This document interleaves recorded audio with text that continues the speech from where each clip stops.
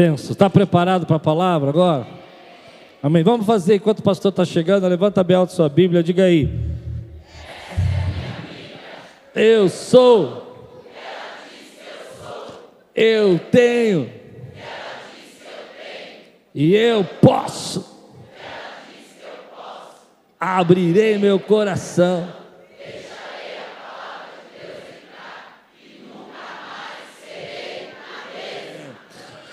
Pastor Levi é um pastor querido, conheci no Café de Pastores de Guarulhos alguns anos atrás, acho que faz mais de 7, 8 anos, né? Por aí, né? E hoje eu tenho o privilégio de trazê-los para você os conhecer, amém? O receba e que Deus use a sua vida poderosamente, viu, pastor? Muito obrigado. Viu? Uma boa noite na graça maravilhosa de Jesus. Que alegria, gente, eu não tenho nem como expressar aqui a alegria e ao mesmo tempo muita gratidão ao nosso Deus pelo privilégio de estar com vocês nessa noite tão especial. E a minha gratidão ao pastor Klaus pela coragem. Vocês devem conhecer muitas virtudes dele, né? Então eu estou conhecendo essa em especial. Corajoso. Bom, eu sou pentecostal. Então, já estou me sentindo em casa. Mas eu já tive o privilégio também, a oportunidade de pregar em igrejas batistas tradicionais. Você já teve, pastor? Já também, né? Tá. Não é a mesma coisa, certo? Não é a mesma coisa. Mas a experiência que eu vou contar aqui rapidinho, é um testemunho rápido, não aconteceu comigo. Eu já preguei em encontro de casais, batistas, em celebrações também. E não é mole, né? Você pregar a palavra assim e não ter uma reação da igreja. Os irmãos, no máximo assim, amém. E quando a igreja é fervorosa, ela incentiva muito o pregador, estimula muito a gente, né? Mas eu quero contar, obrigado, não. Eu quero contar a experiência que um pastor teve. Ele assumiu uma igreja. Igrejas batistas têm muito essa transição de pastores, né? E ele assumiu uma igreja nova. E ele era um pastor assim muito prolixo na palavra, ou seja, quando ele começava a pregar, ele esquecia do relógio. E aquela igreja era muito disciplinada no término do culto. Muito disciplinada mesmo. Então, no primeiro domingo que ele foi pregar, depois que ele tomou posse, ele começou a pregar. Normalmente o batista prega 23 minutos. 23 minutos. Quando ele estoura é 25. Então ele começou a pregar e foi 10 minutos, 15 minutos, 20 minutos, 25 minutos, 30, 40 minutos. O irmão começou a olhar um para o outro assim, para menear a cabeça. E ele foi 50 minutos, 1 hora. E aí encerrou o culto. Os irmãos já saíram assim, meio desconfiados, né? Segundo domingo, chegou a hora de pregar, 10 minutos, 20 minutos, 30, 40, 50. Aí já começou um burburinho na igreja. Esse pastor fala demais, esse pastor fala demais. E algumas irmãs que sentavam atrás da esposa, cuidado com quem senta atrás, né? Já começaram a dar aquelas insinuações, né? O homem que fala, viu? Parecendo o homem da cobra. E o pastor, 50 minutos, 1 hora de novo, encerrou o culto, deu a bênção apostólica, aí os irmãos saíram murmurando, mas, todo domingo a mesma coisa. Gente, o terceiro domingo repetiu a história, e aí já foi um presbitério conversar com o pastor. Pastor, você precisa maneirar, a gente amanhã tem que trabalhar, e o senhor prega 1 hora, mais de 1 hora, está ficando muito cansativo. E o pastor sem saber o que fazer para resolver aquela situação, porque ele se preparava muito para pregar. Eu já vou começar a pregar, viu, gente? Só um minutinho. E aí, como é bom ter uma esposa sábia. A mulher dele, mulher de pastor, é uma bênção, gente. Às vezes ela não se envolve assim diretamente nos ministérios, mas em casa é uma coisa maravilhosa para dar os bons conselhos. Então ela chegou no marido e falou assim: meu bem, eu tive uma ideia. E qual que é a ideia? é o seguinte, ó, essa pastilha aqui dura 23 minutos. Então, quando você fizer a oração para pregar, põe a pastilha na boca. Quando ela dissolver, acabar, você dá o amém, dá a bênção apostólica. Domingo seguinte, ele gostou da ideia, né? A pastilha no bolso do paletó. Chegou a hora de pregar, ele pegou sutilmente, enfiou a boca, 23 minutos, a pastilha acabou, ele, que a graça maravilhosa de Jesus. Os irmãos olharam um para o outro assim, puxa, que legal, meu pastor está ajustando, né? No outro domingo, a mesma coisa, na hora de pregar, pastilha no bolso do paletó, jogou na boca, e foi, a pastilha acabou, bênção apostólica encerrou. Os irmãos, isso é que é pastor, cara disciplinado e tal. Aí chegou no terceiro domingo, mesma coisa, momento da palavra, ele colocou a pastilha na boca e foi 10, 15, 20, 25, 30, 40, 45, 50, 1 hora, a mulher dele. E o povo já murmurando tudo. Aí ele finaliza o culto, horário estourado, e quando ele desce assim as escadas, a primeira pessoa que ele encontra foi a esposa dele. E a esposa, meu bem, o que aconteceu? E ele chupando as pastilhas. Aí ele cuspiu. Era um botão do bolso do paletó que tinha caído.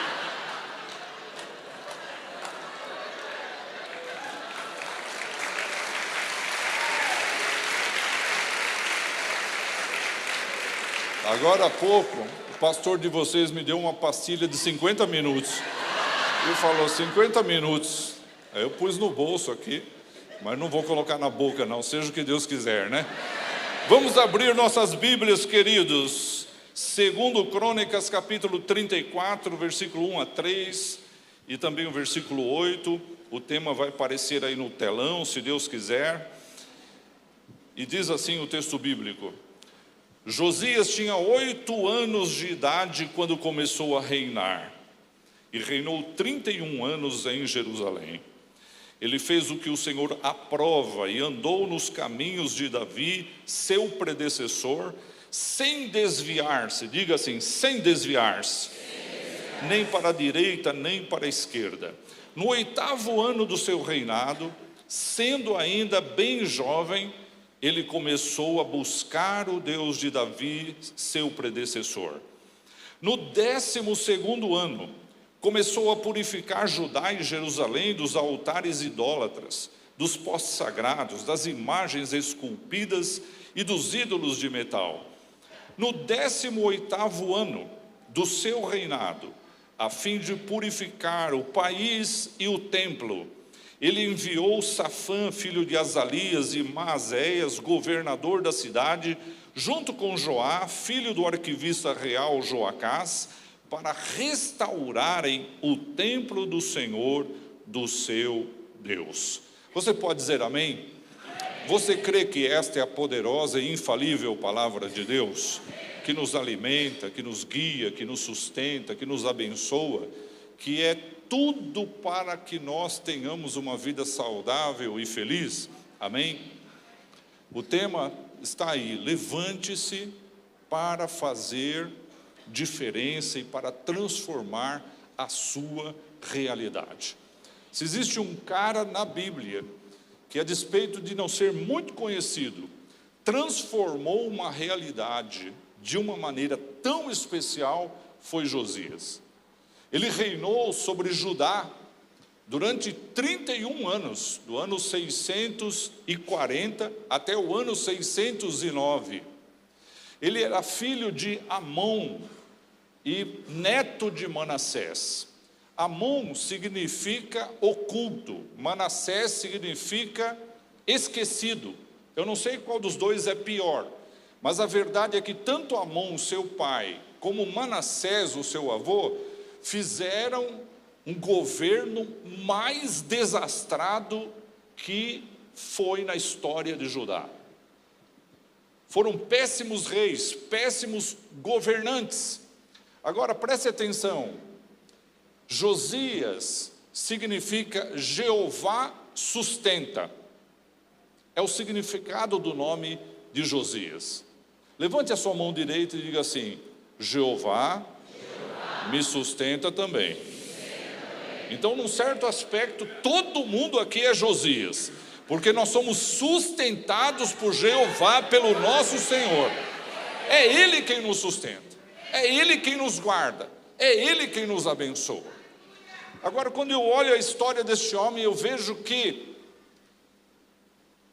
o nosso sucesso, a nossa prosperidade, o avançar na nossa vida, não depende ou não está condicionado aos nossos pais, aos nossos antecessores. Aquele ditado que é muito conhecido de todos nós, que filho de peixe é peixinho, ou que nós somos produto do meio ambiente, do lugar onde nós estamos, não cabe aqui. Josias é uma prova incontestável de que alguém que teve um passado triste, que tinha, quem sabe, um futuro condenado, pode ter a sua vida transformada pelo poder de Deus e a história mudada. Agora, o que me chama a atenção aqui é que ele começa a reinar menino, né? Com 8 anos de idade ele começou a reinar. Mas como pode, pastor, um menino com 8 anos de idade reinar? Era muito comum isso em Israel, Judá. Eram os herdeiros que assumiam o trono, e aí existiam os tutores, que conduziam a criança até ele chegar num período em que tinha autonomia, chegava à idade madura, adulta, e começava a governar de verdade. Mas Joás, o texto bíblico nos diz que ele se levanta aos 16 anos de idade. É o primeiro ponto que eu quero compartilhar com vocês aqui. Josias se levanta com apenas 16 anos de idade. Para quê? Para buscar a presença de Deus. Diga assim: buscar a presença de Deus. Olha o que diz o versículo 3: no 8º ano do seu reinado, sendo ainda bem jovem, ele começou a buscar o Deus de Davi, o seu predecessor. Nós estamos vivendo um tempo em que a igreja de Jesus precisa se levantar. Nós estamos vivendo uma época em que filhos amados do Senhor farão uma diferença muito grande na sociedade, no mundo, quando se levantarem. Independentemente da sua idade, independentemente da família que você tem, os pais que você tem, independentemente da condição social que você tem, do seu sexo, você pode se levantar diante de Deus com a finalidade de buscá-lo, buscar a sua presença, orar a Ele, depender dEle, ter sede dEle. Como Davi dizia no passado: a minha alma tem sede do Deus vivo. Como a corça suspira pela corrente das águas, assim a minha alma suspira por ti, ó Deus. Era um cara que recebia convites para tantas festas, para tantas coisas, mas quando alguém dizia para ele: Davi, rei Davi, vamos à casa do Senhor, ele: alegrei-me quando me disseram, vamos à casa do Senhor, porque era o lugar de buscar a Deus. Se você quer ter grandes vitórias na sua vida, ousar, fazer diferença na sua vida espiritual, na sua vida conjugal, na sua vida financeira, em qualquer área da sua vida, se você quer ver mudanças na tua família, mudanças no teu bairro, mudanças na tua cidade, mudanças na tua nação, você precisa se levantar primeiramente para buscar ao Senhor. Feliz a igreja que busca ao Senhor. Isaías disse lá no passado, capítulo 55, versículo 6 do seu livro: buscai ao Senhor enquanto se pode achar, invocai-o enquanto Ele está perto. Queridos, Ele está perto. Queridos, Ele está aqui. Queridos, Ele está ao seu lado. Queridos, Ele está aí em cima também. Vamos buscá-lo, vamos adorá-lo, vamos amá-lo, vamos servi-lo, vamos estar na sua presença, porque impregnados da sua presença, nós faremos diferença em qualquer lugar. Onde você pisar a planta do teu pé, ali florescerá. Onde você entrar, as trevas têm que sair, a doença tem que sair, os demônios sairão, porque a glória do Deus de Israel se manifestará através da sua vida. Aleluia, aleluia, aleluia. Eu sinto muito a presença do Senhor aqui. Aleluia. Mas Josias não para por aí. Ele se levanta aos 16 anos, e eu até tinha colocado essa imagem aqui. Por quê? Eu não posso colocar na tela o que eu fazia com 16 anos de idade. Você colocaria na tela?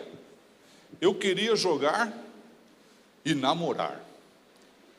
Era isso que eu queria fazer com 16 anos de idade. E ouvir muita música, que não era música gospel, não era música da igreja, era música do mundo.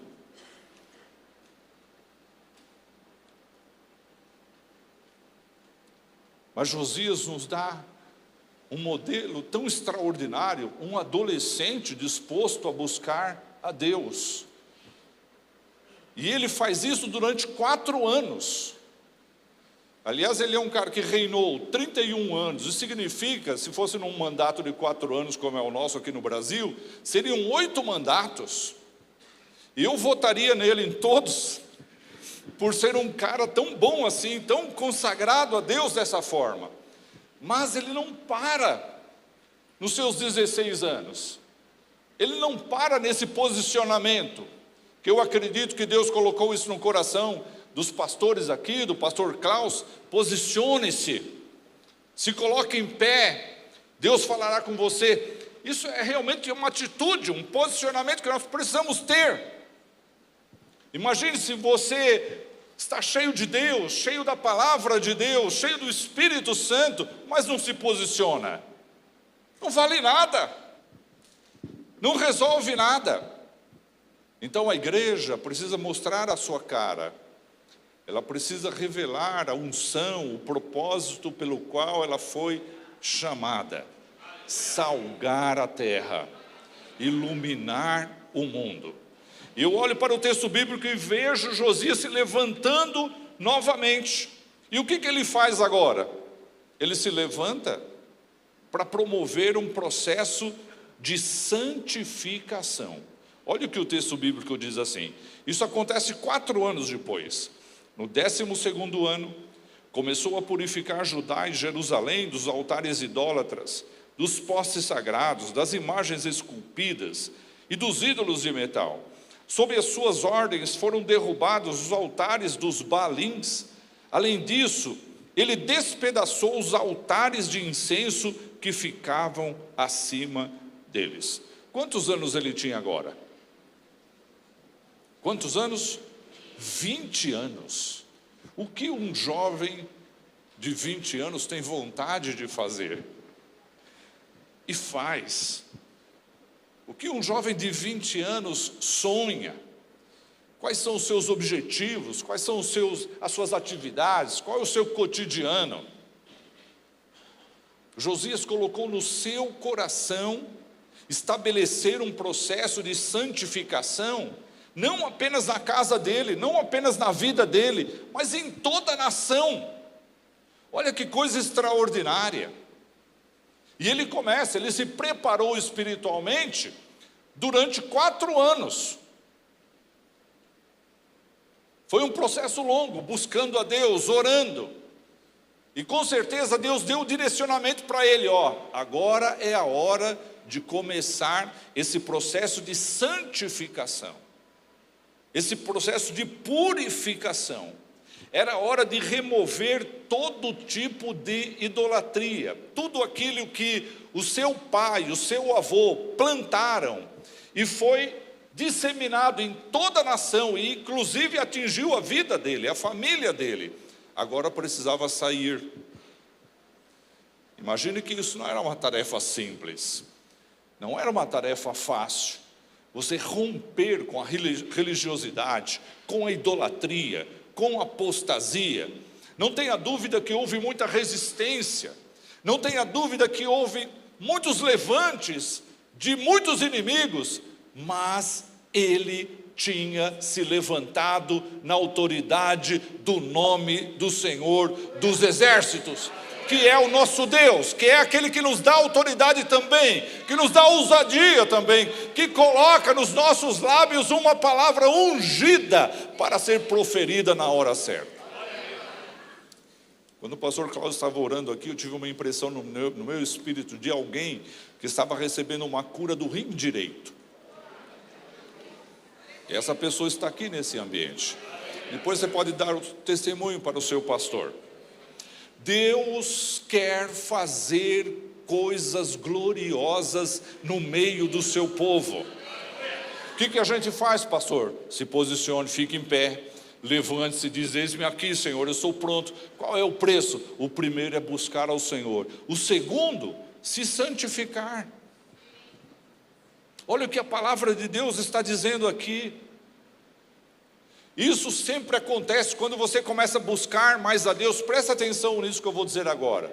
Quanto mais você busca o Senhor, quanto mais você se aproxima do Senhor, a santidade dele é transferida para a sua vida. E o Espírito Santo começa a mostrar para você o que precisa sair. Então tem que sair a pornografia, tem que sair a idolatria, tem que sair a maledicência, a murmuração, a mentira, a desordem. E a luz da palavra vai revelando isso para nós. E nós começamos, isso não dá mais, isso não dá mais, isso não dá mais, isso tem que sair, isso tem que sair. E sai isso, a glória entra, sai aquilo, a unção vem. E há uma transformação de caráter, uma transformação de vida extraordinária em nós. Tudo começa pela busca, para depois então o Senhor ir revelando as coisas que nós precisamos mudar, e que não é Ele que vai mudar. A parte de Deus, queridos, nunca falhará na nossa vida, jamais falhará. Mas existem coisas que você precisa fazer. Você tem que se posicionar e tomar a atitude correta diante de Deus. E uma coisa que me chama a atenção nesse texto é que o próprio rei se humilhou diante do Senhor. Ele reconheceu que ele precisava dessa mudança. Tanto que quando você lê o texto todo, a história de Josias está no capítulo 34 e 35 de 2 Crônicas, e se repete em 2 Reis, capítulos 22 e 23. Mas o nome dele também aparece num profeta menor, Sofonias, que era contemporâneo dele. E aparece também num profeta maior, Jeremias. Então ele foi um cara de grande influência, mas nós falamos muito pouco disso. E o que foi que marcou o reinado de Josias? Não foi majestade e glória, não foi conquista de reinos, não foi progresso financeiro, como foi o caso de Salomão. Ele não era um estrategista de guerra. Então como que ele se tornou uma pessoa tão marcante, tão importante? Pelas reformas que ele fez. E nós precisamos de reformas. A nossa igreja precisa de reformas. E eu não estou falando de reformas apenas no âmbito físico, mas de reformas espirituais e profundas. Isso acontece quando nós nos santificamos, quando nós nos rendemos ao Senhor, quando nós nos entregamos de verdade ao Senhor. E podemos dizer que tudo de nós pertence a Ele, porque na verdade não pertence não. Existe uma porção de salinhas dentro da nossa alma, do nosso espírito, que ainda são nossas, para não dizer que não são do inimigo. Aqui o senhor é muito bem-vindo, aqui na sala da minha casa, que maravilha, hein? Fique à vontade aqui. Mas a gente tem um quartinho lá, secreto, onde o senhor não pode entrar, nós não permitimos que ele entre. Quando caiu a ficha de Josias, que ele tinha áreas da vida dele em que o Senhor não era rei, ele rasgou as suas vestes. Isso é a maior demonstração de arrependimento. Então, quando nós buscamos a Deus, santificamos a nossa vida, o que acontece? Nos arrependemos, confessamos, e aí o avivamento chega, a glória de Deus desce, o poder do Espírito vem sobre nós, e nós somos transformados de glória em glória. Diga comigo, de glória em glória. Mais uma vez. Fala para a pessoa que está ao seu lado, de glória em glória. Veja a glória de Deus no rosto do seu irmão, porque é de glória em glória que nós vamos nos aproximando do Senhor. Aleluia! Eu fico apaixonado por essa escritura aqui, e é uma coisa muito importante. Se você quer ver, e eu sei que você quer ver, quebrantamento na igreja. Qual é o pastor que não quer ver a igreja quebrantada, se rendendo, chorando na presença do Senhor? Vocês querem ver isso? Lógico, eu também. Uma igreja que realmente se derrama diante do Senhor. Você quer ver isso de verdade? Então comece por você, se quebrante, se entregue, comece a chorar na presença do Senhor, porque você vai contagiar outros também. Foi assim com a vida de Josias, começou por ele, começou por sua casa, mas parou por aí? Diga assim, não. Terceiro ponto, Josias se levanta novamente, agora com 26 anos, 6 anos depois, olha aqui para mim, buscando a Deus 4 anos, você busca a Deus um dia, 2, 3, uma semana, já acha que é muito, né? Deus está demorando em agir. 4 anos, aí Deus fala para ele, começa a fazer a limpeza, operação faxina, operação limpeza, 6 anos, para retirar a idolatria do coração do povo, 6 anos, parou? Não parou. O que o Senhor quer agora? Se levante para servir ao Senhor com excelência. Olha o texto bíblico. Então confiaram a prata aos homens nomeados para supervisionarem a reforma no templo do Senhor. Esses homens fizeram o trabalho com fidelidade. Estavam encarregados dos operários, supervisionavam todos os trabalhadores em todas as funções. Outros levitas eram secretários, oficiais e porteiros. Antes de falar alguma coisa aqui, eu fiquei maravilhado com o filminho curtinho que apareceu aqui, lá do Piauí. É Alto Sertão, né? É norte do país, ou é norte ou nordeste ainda, Piauí? Nordeste, né? Quero pedir para o Marcelo e a Maria ficarem em pé, são 2 pastores nossos, a Igreja Nova Dimensão lá de Guarulhos. Há 5 anos atrás, Deus os enviou para o Alto Sertão de Alagoas, uma cidade chamada Delmiro e Gouveia. Se você procurar no mapa, acho que nem está no mapa. É Alto Sertão, uma coisa de louco. Pode sentar, Marcelo e Maria. Eles foram para lá, começaram uma célula na casa deles. A célula multiplicou, depois multiplicou de novo, e multiplicou de novo, e nós estabelecemos uma igreja lá.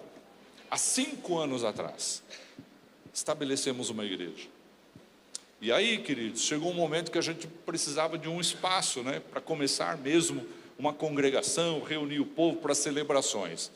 Pense, no meio do nada, Deus deu graça a eles para colocarem um espaço maravilhoso, mas maravilhoso, que eu quero chamar aqui de Pérola do Alto Sertão, uma igreja do Senhor. Dali nós começamos um trabalho, primeiramente social, num povoado, eu não tenho nem palavras para expressar, aquilo é o fim do mundo no meio de nada, do nada mesmo, que nada funciona ali. Nós começamos um trabalho social lá, hoje já tem um trabalho espiritual também, muitas vidas foram alcançadas ali, e é o nosso campo missionário lá. Eu estou falando isso porque eles fizeram, a despeito de toda a ausência de recursos, eles fizeram algo com excelência para o Senhor, como se estivessem aqui na capital. É isso que Deus espera de nós. Nós às vezes ficamos reclamando, não tem isso, não tem isso, não tem isso, podia ser melhor se a gente tivesse isso, tivesse aquilo. E nós paramos, nós limitamos o poder de Deus, o agir de Deus. E Josias aqui foi tão inteligente quando ele se levantou com apenas 26 anos de idade e disse assim: eu vou fazer o melhor, porque agora ele olhou para o templo e viu a bagunça que estava, tudo empoeirado, porque o templo do Senhor tinha sido abandonado, a nação agora era idólatra, politeísta, o Senhor tinha sido banido da vida de Judá, gente. E agora ele olha ali para o templo, vê tudo abandonado, os levitas não estavam lá servindo, as coisas estavam caindo, as coisas estavam apodrecendo, e ele diz assim: a casa do meu Deus não pode ficar assim. Aí ele começa a estabelecer, ele restaura o templo financeiramente, ele organiza os levitas, os turnos, os trabalhos, levanta secretários, levanta homens preparados, especializados na obra, para fazerem tudo com excelência e cuidado. Eu lendo esse texto fiquei pensando, puxa, como que uma reforma não pode parar no meio do caminho? Nós tivemos essa experiência ano passado lá, que nós iniciamos uma reforma na igreja, e depois aconteceu isso aí. Aí agora a gente tem um lado aqui que é pesadíssimo e nós não temos recursos. E aí não dei o passo de fé, vamos esperar os recursos para a gente retomar. Não aconteceu, os recursos não vieram. Aí nós ficamos parados um tempão, e aí o Senhor falou comigo agora, alguns meses atrás: fé, eu coloco a estrada, dê o passo que eu coloco o chão. E aí nós demos o passo e estamos vendo Deus trabalhando e as coisas acontecendo para a glória dEle. Mas qual é a mensagem aqui? Que servir ao Senhor não pode ser de qualquer maneira.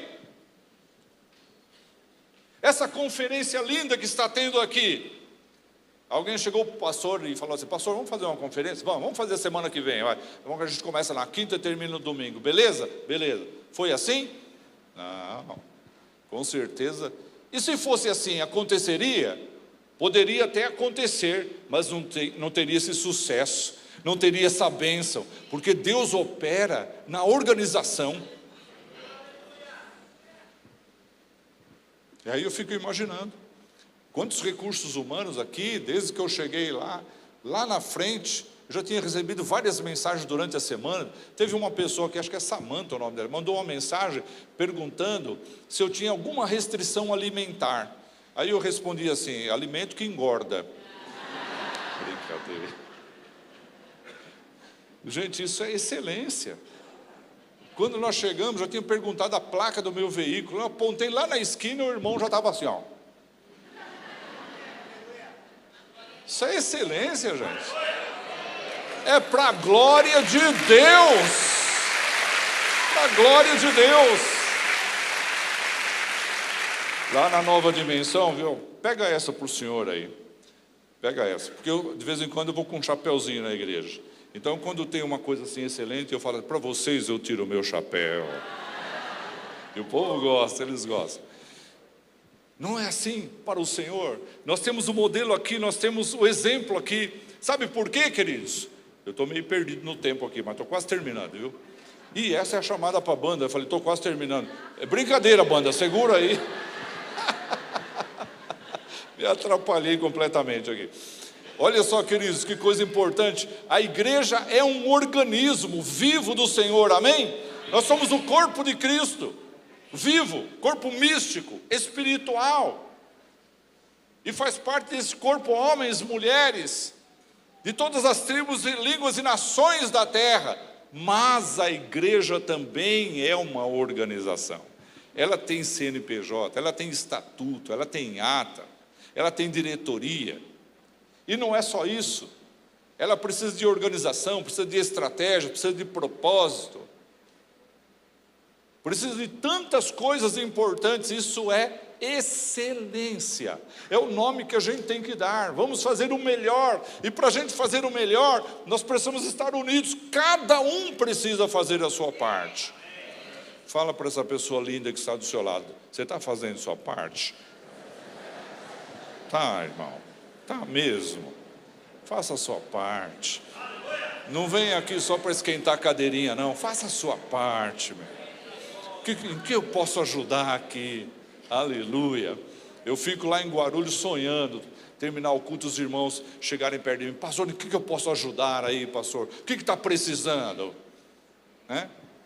Nós temos que ter esses sonhos. E cada crente tem que ter isso em mente, que ele é uma figura importante no reino de Deus. Servindo com excelência. Estou caminhando agora para o outro ponto tão importante, porque agora a Bíblia não fala com que idade, mas eu imagino que estava aí, 26, 27 anos de idade, Josias se levanta para honrar e obedecer a palavra de Deus. E agora eu vou repetir o que eu falo lá na nova dimensão. Por favor, abram todos os seus ouvidos, porque as reformas estavam em andamento. Vejo que sequência, 4 anos, depois mais 6 anos, uma sequência lógica, inteligente, direcionada pelo Espírito Santo. E agora, quando estavam arrumando lá a casa de Deus, encontraram o quê? Encontraram o quê? A lei do Senhor, a Bíblia, a palavra de Deus, toda empoeirada, perdida. Olha aqui para mim, meu irmão, presta atenção, abra todos os seus ouvidos. Como pode a palavra de Deus perdida na casa dele?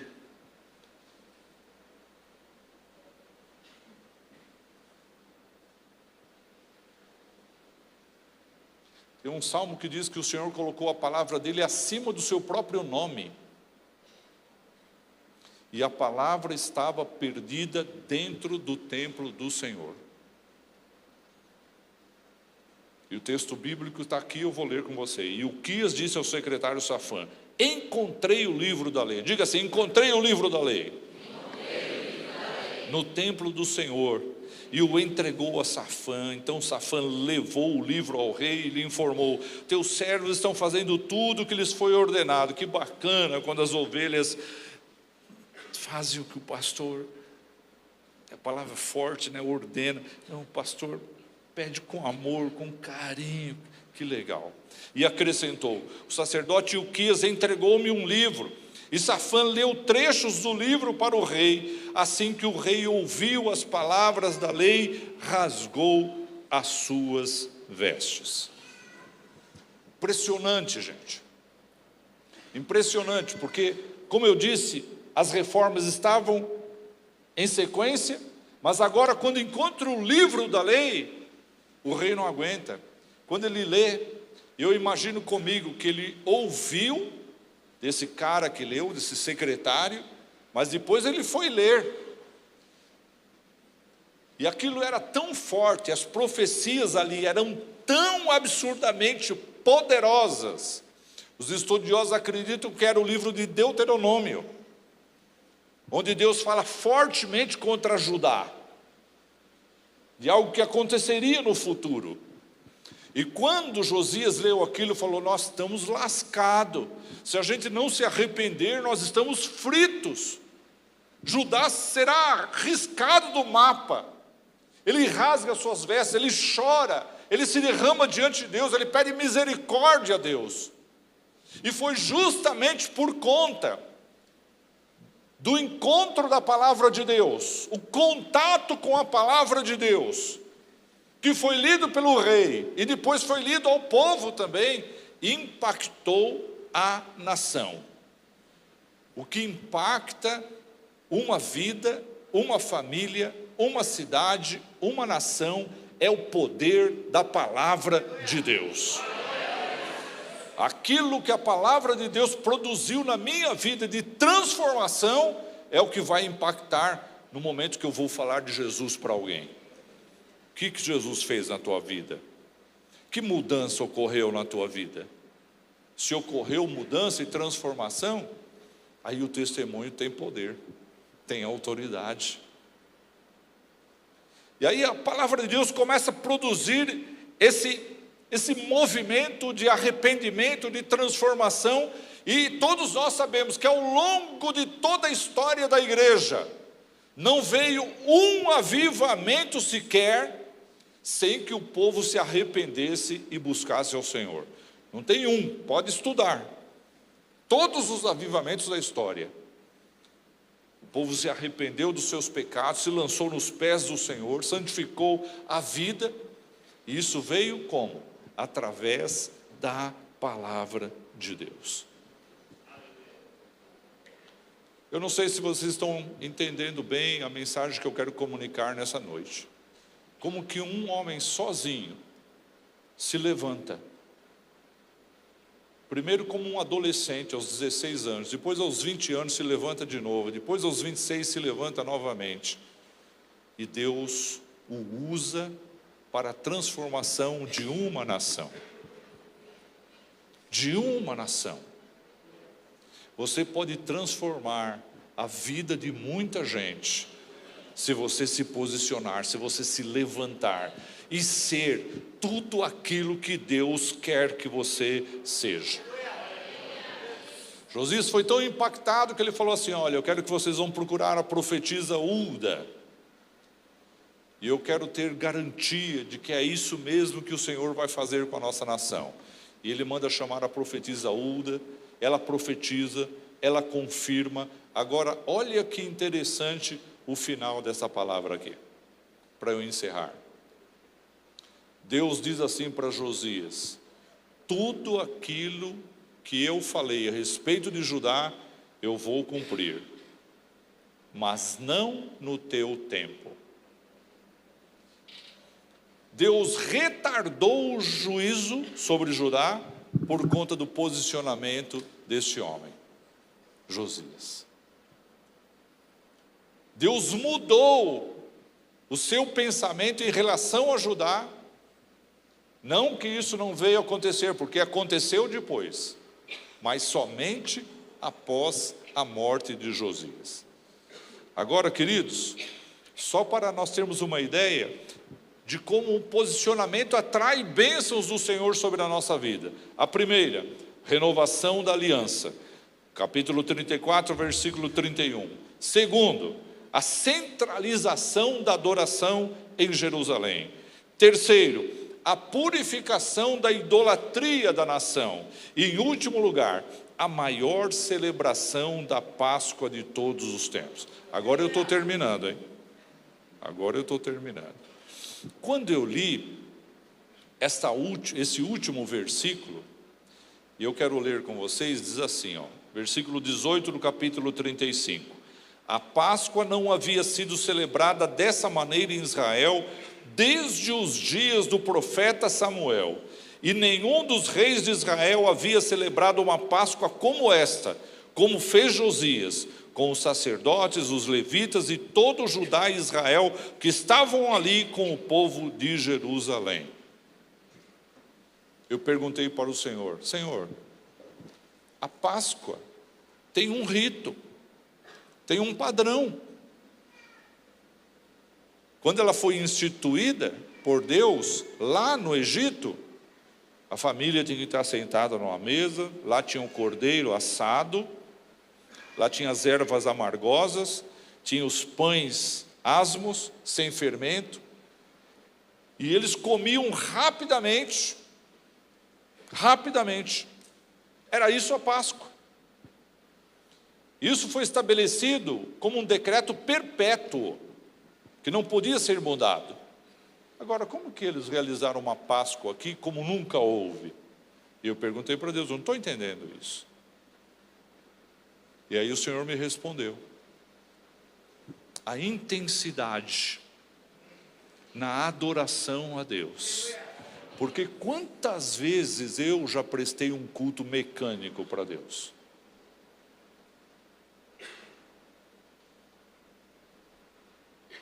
É só eu ou já aconteceu com você também? Da boca para fora, com pressa. No domingo o culto está rolando, você está pensando no Fantástico, está pensando na pizza que você vai comer depois do culto. Isso é um culto merreca, é um culto fajuta.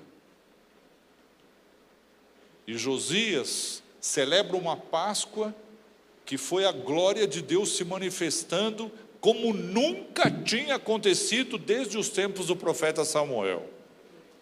Eu convido você para fazer esse culto hoje, para nós encerrarmos esse culto aqui adorando a Jesus. Você pode ficar em pé, a banda já vai começar a atuar aqui, mas eu quero encerrar essa minha palavra dizendo o seguinte para você: levante-se hoje, não espere amanhã.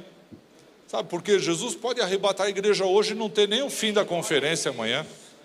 Então ofereça o teu melhor. Eu espero que você tenha entendido aquilo que o Senhor falou na sua vida, porque você pode hoje se levantar, você pode ficar de pé diante do Senhor e dizer: Senhor, eu me posiciono hoje diferente. Eu já ouvi tantas vezes o Senhor me chamando, mas hoje eu quero responder ao Senhor. Vocês que estão aí em cima, o Espírito Santo está falando com pessoas aí também, para você se levantar enquanto é dia, ganhar aquele teu parente, ganhar aquele teu amigo, aquele teu vizinho, se posicionar em Deus. Feche seus olhos, comece a orar, comece a falar com o Senhor aquilo que Ele quer ouvir de você. Diga alguma coisa e comece a adorá-lo. Comece a adorá-lo. Esse pode ser o nosso último culto. Adore a Jesus. Paizinho amado, tua palavra foi anunciada nessa noite. Ela é Espírito e vida. Vem, Espírito Santo, sobre esse meu irmão, sobre essa minha irmã, sobre este moço, esta moça, que está de pé diante do Senhor, que se levantou e está dizendo: eu me posiciono, eu me posiciono, eu me posiciono. Receba agora o toque do Espírito Santo. Receba o toque do Espírito Santo. Receba a renovação no Espírito Santo. Você que não fala mais em línguas, receba a renovação agora. Você que não é batizado no Espírito Santo, receba o batismo no Espírito Santo agora. Você que tem sonhado em receber dons do Espírito Santo, receba agora nessa noite. Seja tocado, seja renovado. Levante-se diante do Senhor, se posicione diante do Senhor, clame a Ele, clame a Ele, e a glória do Senhor descerá sobre a tua vida. A glória do Senhor descerá sobre a sua vida. Olá, meu amigo, meu irmão, fico feliz de você ter assistido essa pregação. É uma bênção ter você no nosso canal. Queria lembrar você para participar e receber mais mensagens como essa, a fim de que o Google possa entregar para você as nossas mensagens. É só você se inscrever no nosso canal e ativar o sininho. Isso vai mostrar para o Google que é relevante a mensagem e vai nos ajudar a fazer o nosso canal crescer. Se você puder fazer isso por nós, nós agradecemos muito. Deus abençoe sua vida e espero muito que essa mensagem tenha falado com você.